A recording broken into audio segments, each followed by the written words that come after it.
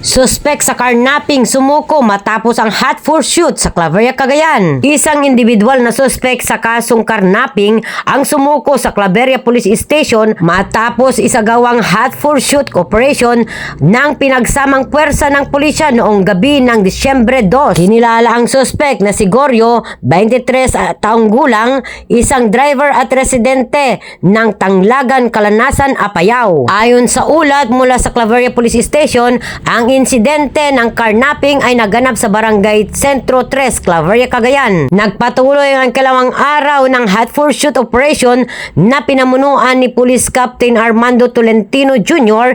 ng Claveria Police Station at Police Lieutenant Arnel Cabato ng Cagayan Provincial Highway Patrol Team. Bandang 1:00 ng hapon, Disyembre 2, nakita ang suspect na nagmamaneho ng ninakaw na motorsiklo, isang itim na Honda TMX 125 habang tinatahak ang Kalanasan Road patungong Claveria. Bagamat nakatakas ang suspect sa unang pagtatangka ng paghahabol, nagtungo ang pulisya sa Luna, Apayao kung saan nagtatrabaho ang ama ni Goryo.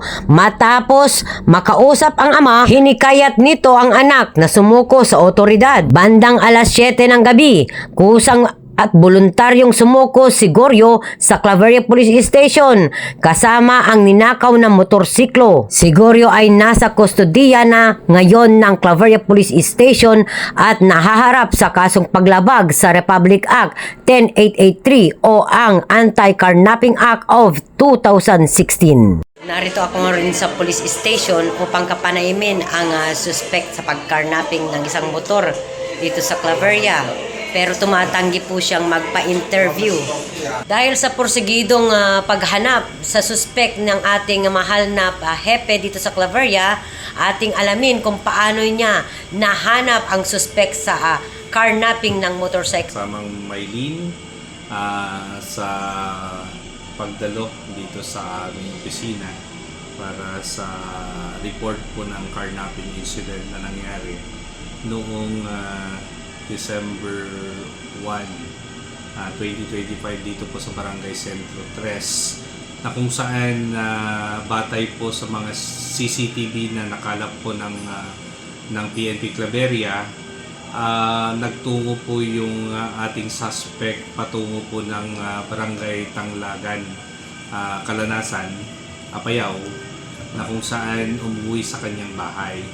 So ito po, napag-alaman po namin yung information na siya po ang kumuha, yung suspect, dahil po sa mga tumulong po sa social media.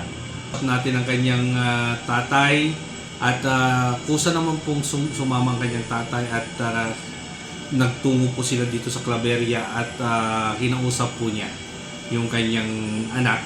At doon nga po, bandang 7:00 po ng gabi, na-convince na po ang kanyang anak na sumuko sa ating opisina at dala-dala po niya ang kanyang tinangay na motorsiklo. So yun po yung nangyari kasamang Maylene dun sa carnapping incident na kung saan nahuli po natin yung gumawa or yung suspect. So case solved po yung naturang insidente. Maraming salamat po, sir. Napakadami mo na pong achievement, sir. Babalikan po kita ulit sa marami pang pagkakataong ma-interview pa kita, sir. Yes po, welcome po ang mga media po sa aming opisina. At yan ang tunay na balita mula sa Mabuhay Radio Japan Worldwide. Sa bawat oras, sa bawat himig, mananatili kaming walang takot, walang pinapaboran. Ako po si Maylene Taruk, Agkawili, mula sa Claveria, Cagayan.